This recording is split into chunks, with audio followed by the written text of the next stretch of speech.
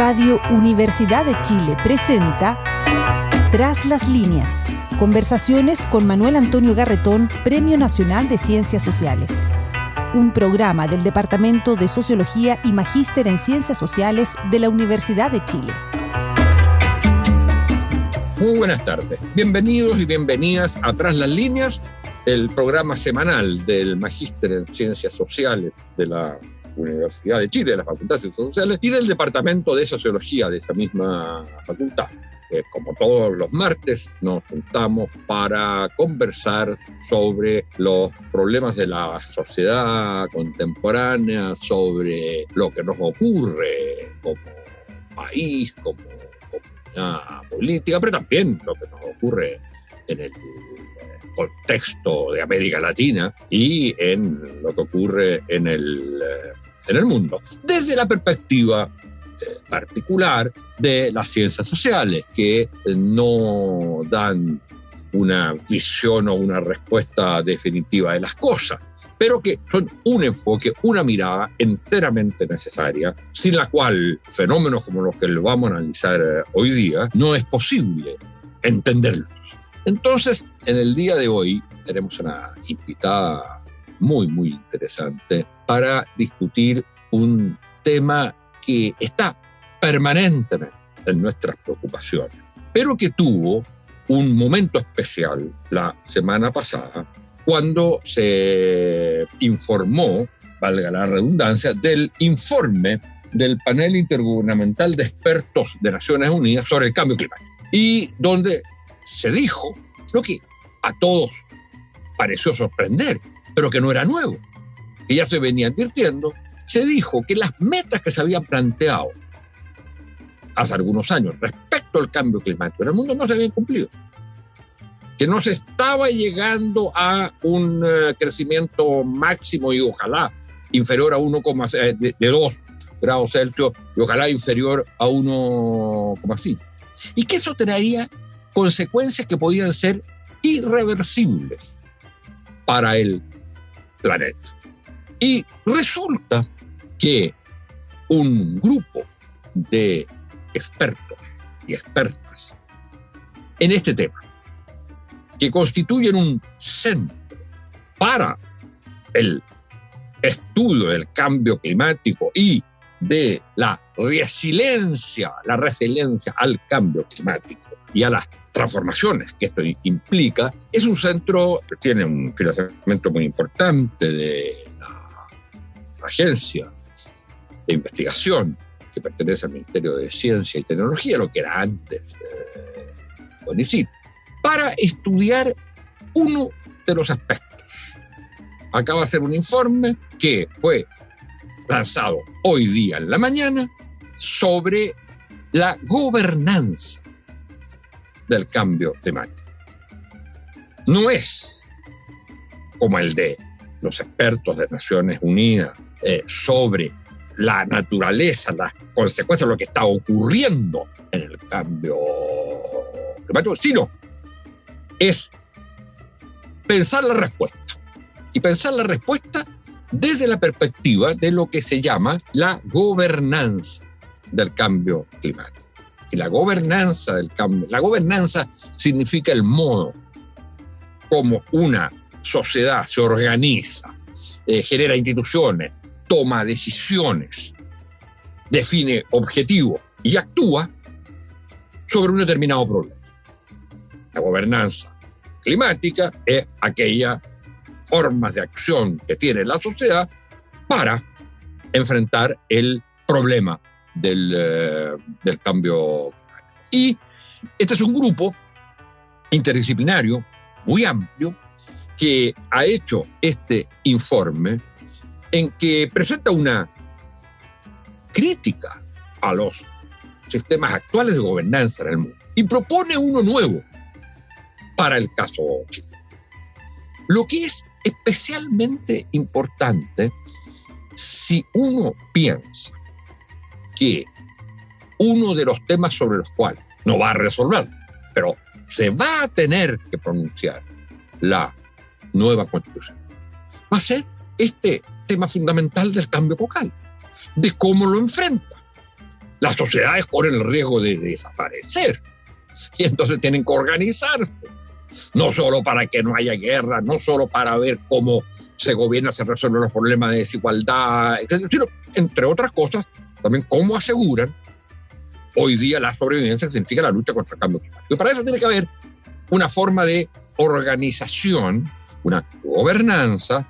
Chile tiene una gobernanza que, como se nos dice en ese informe, es muy insuficiente. Bueno, de eso y de este informe que está calentito, recién salido del horno, estamos con una investigadora muy especializada en el tema, con formación de doctorado en la Universidad de Lille, en Francia. Es abogada de la Universidad de Chile, es doctora en Derecho de la Universidad de Lille y es profesora titular de la Facultad de Derecho de la Universidad de Chile y subdirectora del Centro de Derecho Ambiental e investigadora de la línea de gobernanza, a lo que nos vamos a referir, e interfaz ciencia política, del Centro de la Ciencia del Clima y la Resiliencia, al cual yo me refería, que es un proyecto financiado por el Ministerio de Ciencia y Tecnología a través de la ANIT. Y es también investigadora asociada del Centro de Energía Solar CERN. Muy bienvenida y muchas gracias por estar con nosotros, Pilar.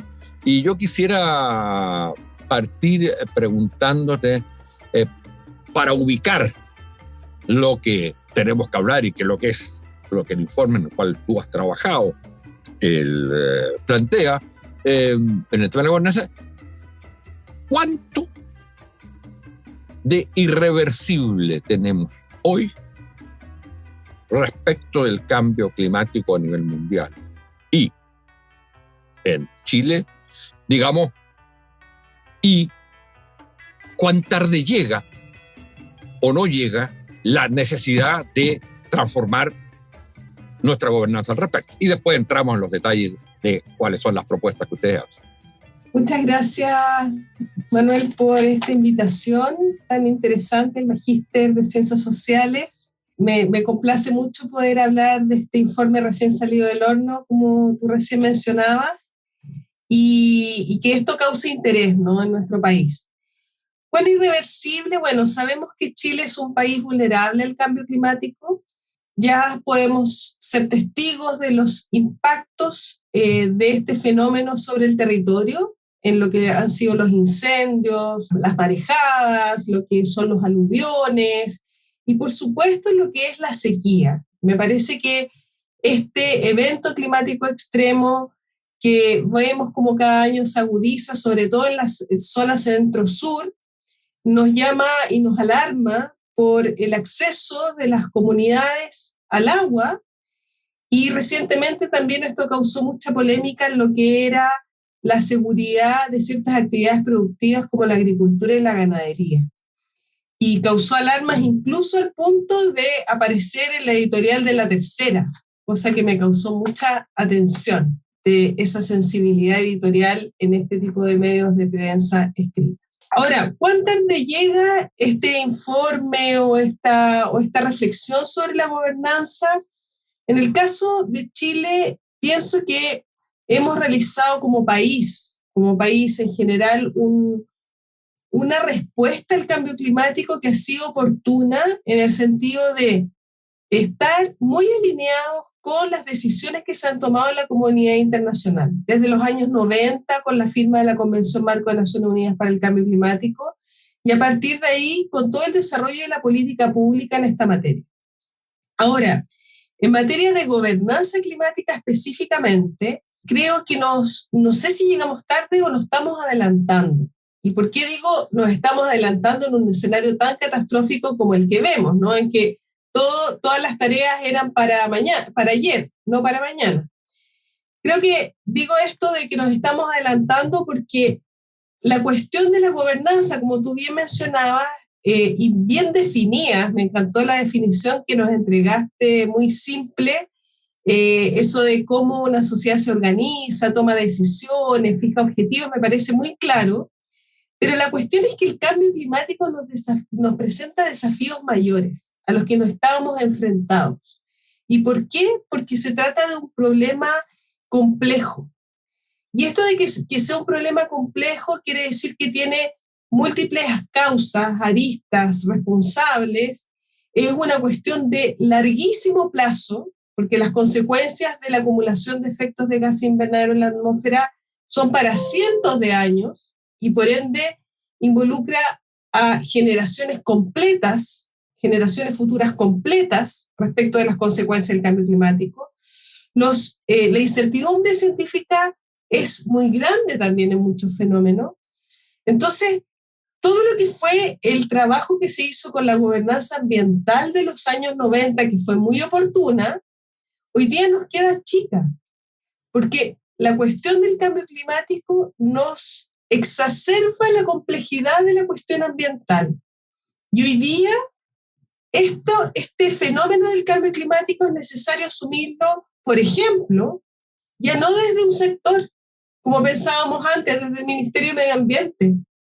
Hoy día si pensamos en educación, si pensamos en energía, en transporte, en obras públicas, en defensa, todos esos sectores tienen algo que decir o alguna medida que adoptar respecto de las consecuencias y las causas del cambio climático. ¿Cuál sería, a tu juicio? Acabas de dar un juicio que me parece bien interesante. Primero, la intencionalidad que tenemos nos ha quedado chica, porque en el fondo, lo que deduje yo de la lectura del informe, es porque, entre otras cosas, nos ha quedado chica porque la intencionalidad es chica, pero los recursos que se dedican son chicos, pero nos ha quedado chica porque tiende a ser muy sectorial. Y una de las cosas interesantes en el informe de ustedes es que señalan, mire, no se puede enfrentar desde el Estado, desde la pura burocracia del Estado, no se puede enfrentar desde el problema de la autorregulación del mercado, ni tampoco de una perspectiva puramente de los seres humanos. Hay que ir eso es lo que yo entendí, tú me lo vas a aclarar, hay que ir a los elementos. Y entonces, hay que crear una gobernanza o una institucionalidad que entienda el problema del aire, el problema del agua, el problema de la tierra, el problema del fuego, todo junto, de alguna manera, en su especificidad, y por lo tanto tiene que haber políticas especiales al respecto, pero también en lo que tú, a mi juicio, llamas muy bien, la complejidad, es decir, su interrelación. Eso explica una institucionalidad enteramente distinta a la que tenemos. Efectivamente, porque hoy en día nuestra relación con la naturaleza, además de ser una relación marcada por un enfoque antropocéntrico, en que la sociedad tiene una dominación sobre la naturaleza, y en esta dominación se apropia de los elementos de la naturaleza, tenemos una mirada seccionada de la misma. Entonces, nuestra institucionalidad, la regulación, los marcos jurídicos, separan el agua de las nieves, las aguas sólidas de los glaciares, del agua dulce de los ríos, las aguas superficiales de las aguas subterráneas y del agua salada que está en el mar. Y el problema de eso, y eso separado a su vez del concepto de suelo y de tierra, y el problema de concebir a la naturaleza de manera separada, fragmentada, genera múltiples problemas en lo que es la mejor gestión, administración, uso para la mantención de estos elementos, tanto para las necesidades humanas como ecológicas. Y eso requiere de esta mirada integrada que proponemos. Ahora, ¿por qué no existe esta mirada integrada? Porque el Estado está administrado políticamente de una manera en que la administración política no recoge la geografía, por ejemplo, del territorio. Y eso significa que una cuenca tiene dos administraciones distintas. Eso significa que las aguas están reguladas. ¿Qué es lo que una cuenca? ¿Qué es lo que una cuenca? Porque es una unidad, por lo que leí del informe, que es muy importante, porque usted dice, esta tiene que ser la unidad básica desde donde se analiza el conjunto de problemas integrados. Así es. La cuenca es una depresión en la superficie de la Tierra, un valle rodeado de alturas, y en las que nos parece que, bueno, hace muchos años ya se discute en Chile sobre la estrategia hídrica de cuencas, por ejemplo, pero nosotros vamos un poco más lejos en el sentido de considerar que esta unidad territorial nos podría servir para una mirada integrada no solo del agua, sino del agua con la tierra, del agua en todo su ciclo, porque la actividad terrestre, la actividad productiva en la tierra, también influye en la composición del agua salada, por ejemplo. Y en esa mirada integrada, además es necesario que confluyan todos los actores para la toma de decisiones. ¿Quiénes son esos actores?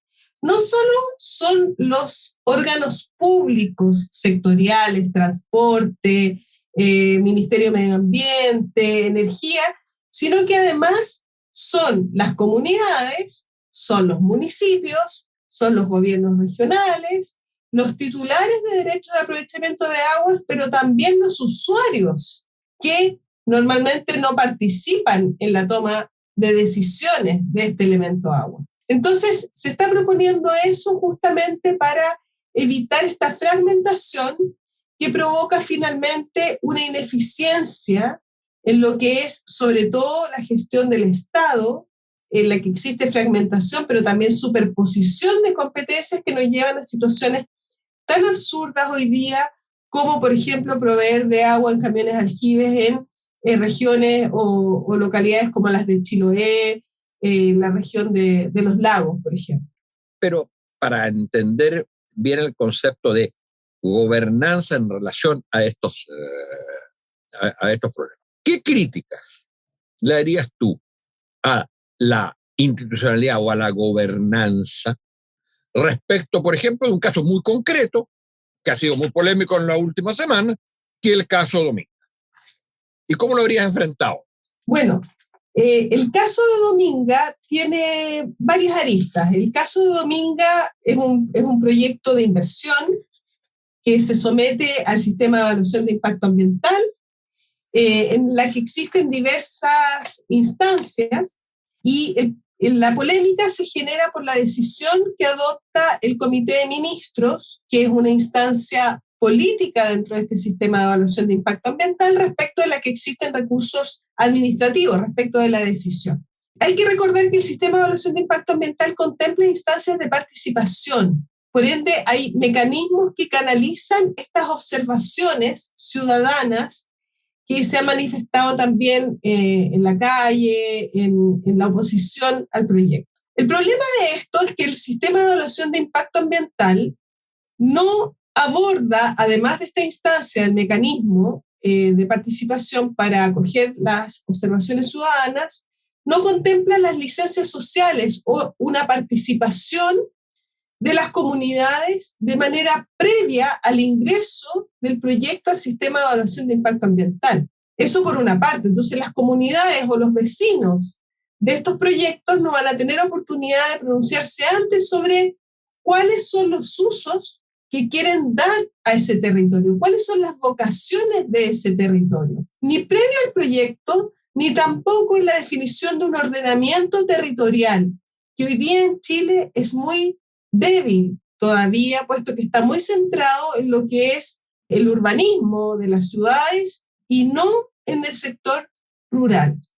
Si nosotros como país definiéramos de manera consensuada cuáles van a ser esos usos y vocaciones territoriales, de manera ex ante a la realización de proyectos de inversión que se deciden caso a caso, me parece que el nivel de conflictividad en los territorios podría verse disminuido. ¿Y quién definiría eso?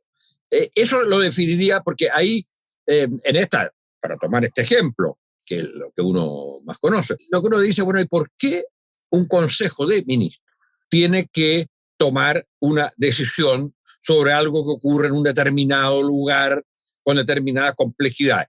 Pero si uno dice, se lo entrega solo al territorio, los territorios, y es normal, van a tender a optimizar aquello que es el interés local, lo que es muy correcto, y entonces uno dice, bueno, pero si un país es algo más que la suma de territorios, Entonces, ¿cómo se combina este elemento de una institucionalidad que sea muy fuerte desde el punto de vista territorial, que esté viendo no el proyecto hidroeléctrico, el que sea porque le llegó de arriba, sino que esté viendo cuál es su desarrollo hidroeléctrico de otro tipo y a su vez cómo eso se compatibiliza al nivel nacional? Eso es muy interesante porque, por ejemplo, hoy día el proyecto de ley de cambio climático propone la creación de estos comités regionales de cambio climático.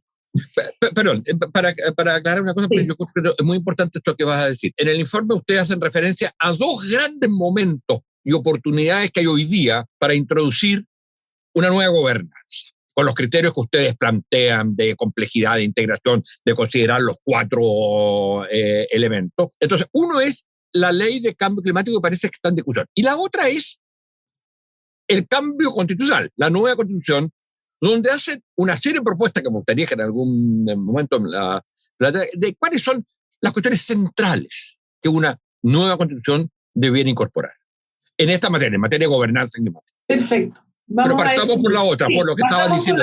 Bueno, esas definiciones del territorio estoy completamente de acuerdo en que debe existir un equilibrio entre estos objetivos nacionales y los objetivos del territorio, ¿ya? Digamos, objetivos multinacionales hoy día. Exactamente.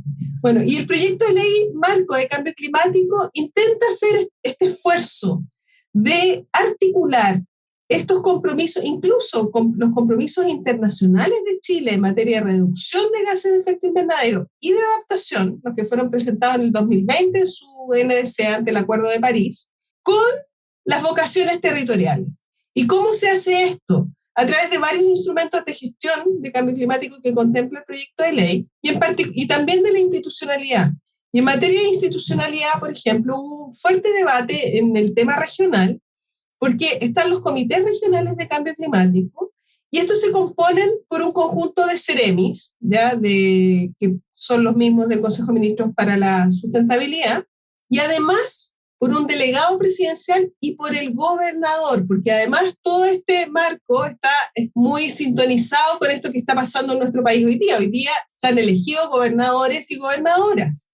Y la discusión, justamente el proyecto estaba, bueno, ¿quién preside este comité? Y aquí está la discusión, en definitiva, sobre los equilibrios. ¿Dónde ponemos el equilibrio?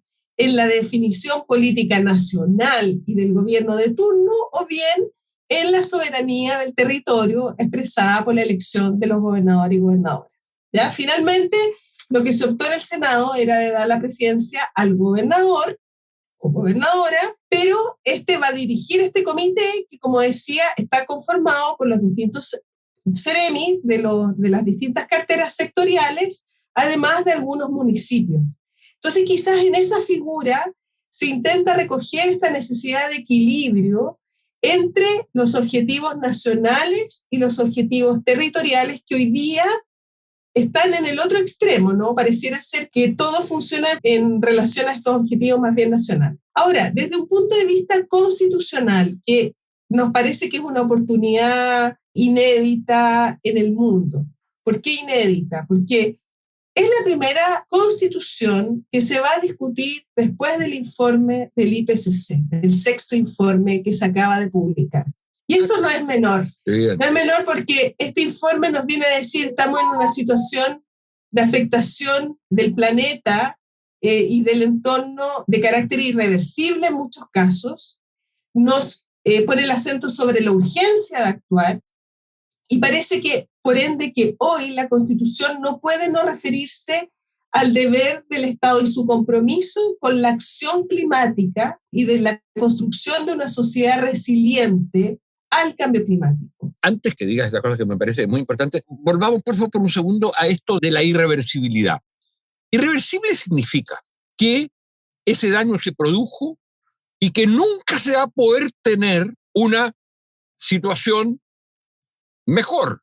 A lo más podemos remediar, no remediar, pero no seguir avanzando en eso, pero ya no podemos transformar, y uso esta palabra transformar, porque una de las cuestiones más importantes que ustedes señalan en el informe es que las medidas hasta el momento han sido en general de tipo incrementales, pero no transformacionales.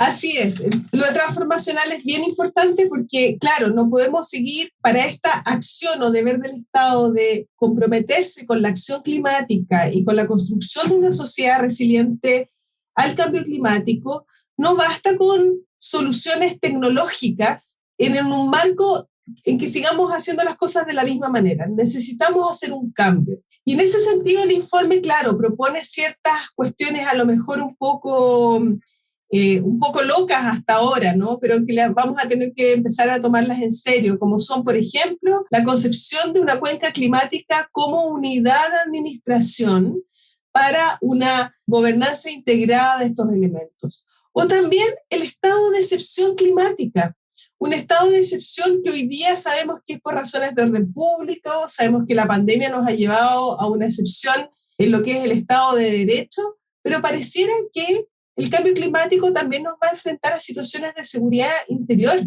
del Estado cuando enfrentemos los riesgos que este fenómeno nos presenta. Entonces, proponemos acá varias figuras muy concretas, mecanismos que requiere la Constitución para poder abordar de manera adecuada las respuestas que tenemos que brindar en esta nueva era que se nos presenta en nuestro país y en el mundo. ¿Cuáles son, y el tiempo nos está pescando, digamos, las 3 o 4 grandes cosas que la Constitución, que no puede resolver todos los problemas, pero que sí fija un horizonte, debiera decir sobre el tema del cambio climático? Yo sé que en el informe de ustedes hay una cantidad enorme de proposiciones, incluso sobre la Constitución, que es una tarea para los constituyentes enorme, porque la cantidad de artículos que supone eso es muy grande. Pero si hubiera que condensar, ¿cómo dirías tú que debe responder la nueva Constitución en términos de cambio climático, pero sobre todo en términos de fijar principios de una gobernanza al cambio climático? Bueno, los principios que nosotros proponemos como indispensables son el principio anticipatorio, el principio de la acción climática justa, porque la acción climática debe ser equitativa, porque de lo contrario sabemos que los efectos del cambio climático afectan a los más vulnerables. Entonces, además de esta acción climática justa, debe combinarse con un enfoque anticipatorio, un enfoque territorial socioecosistémico y una buena administración que permita, por ejemplo, el acceso a la información y también la participación adecuada de todos los actores. Ahora, en cuanto a las recomendaciones, claro, más específicas en este sentido, lo que proponemos es, por una parte, como se mencionaba anteriormente, acción o compromiso del Estado de Chile con la acción climática para construir una sociedad resiliente al cambio climático y en ese sentido contemplar una excepción, situaciones o la figura de la excepción climática para que otorgue al Estado las facultades necesarias en caso de, por ejemplo, escasez de agua para la población o situaciones climáticas extremas que nos pongan en peligro y que pretenda dar una mayor protección a la población. Mira, yo encuentro que esto es extremadamente clave en el mundo, en la situación de hoy, y yo creo que llega este informe de ustedes en un momento muy, muy adecuado para la situación, el debate constitucional. Hay una cosa, y con esto terminamos, hay una cosa que me parece importante recalcar, que lo acabas de señalar tú, y es la idea que una cosa son los derechos medioambientales y otra cosa es la misión o tarea del Estado garante de esos derechos. En este caso, ustedes hablan de un concepto que me parece muy importante, que es el concepto de acción climática. O sea, el Estado está obligado a una acción climática, acción climática justa. Y esto es bien importante porque lo que uno ha ido aprendiendo, lo que se ha ido aprendiendo, la sociedad ha ido aprendiendo, que no basta con declarar un derecho a. Hoy día ya no se habla de derecho a la educación, se habla de derecho a la educación de calidad. Ya no se habla de derecho a la información, se habla de derecho a la información veraz, no a cualquier información. Y en ese sentido, el concepto de acción climática justa, yo creo que va a ser un concepto que va a calzar bien en el debate constitucional actual, porque además no es solo la declaración en qué consiste, hay una definición de en qué consiste esa acción climática justa. Y al poner el concepto concepto de justa liga el tema climático con temas como, por ejemplo, el tema de la pobreza, el tema de las desigualdades sociales, en fin. Bueno, muchas gracias, Pilar, por esta presencia en nuestro programa. Felicitaciones por el informe que acaban de hacer ustedes. Y, bueno, será hasta la próxima semana. Muchas gracias, Pilar. Gracias a ustedes, mucho éxito en todo. Que les vaya muy bien. Chao, chao. Radio Universidad de Chile presentó Tras las líneas. Conversaciones con Manuel Antonio Garretón, Premio Nacional de Ciencias Sociales. Un programa del Departamento de Sociología y Magíster en Ciencias Sociales de la Universidad de Chile.